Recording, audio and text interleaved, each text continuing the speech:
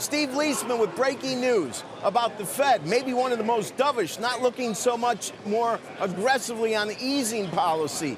Well, the dollar over the last couple weeks has dropped over a quarter of a cent from 29-month high close. Is there a connection here? It certainly seems as though most of the bad global news the last year has been associated with a strong dollar. Is a weak dollar making availability of liquidity in dollar greenbacks more readily available to investors?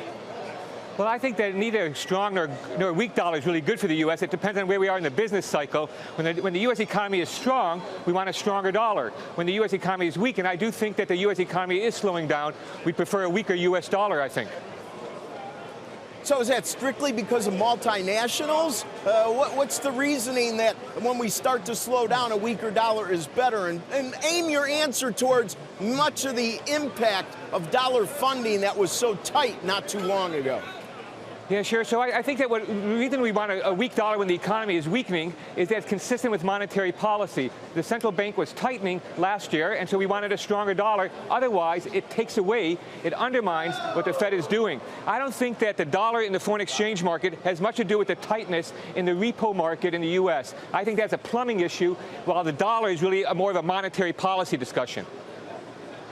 Well, it certainly seems to me that the Fed, when they talk about this is not QE, is really addressing exactly what we're talking about. Isn't it a large part the availability of dollars in form of reserves?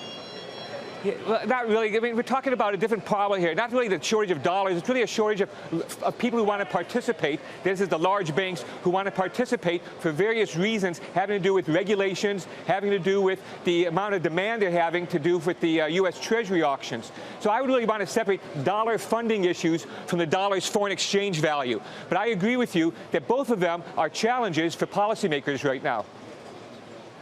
Okay, now when I look up, there's a lot more differentiation going on in the foreign exchange markets. The yen is basically a 5-month low against the dollar. The pound's at a 5-month high. The euro's at a 1-month high. Is this starting to free up and get back to a more normal, fundamental foreign exchange market, in your opinion?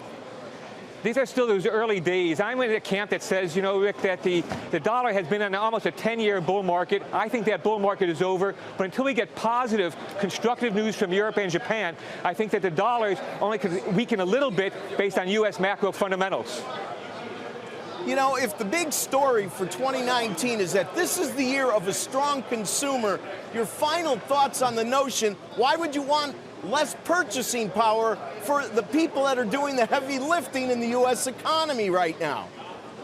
Yeah, no, you raise a good point. The problem is that most Americans, most of the things that we buy are services, not goods. And it just so happens that we've outsourced the production of consumer goods abroad.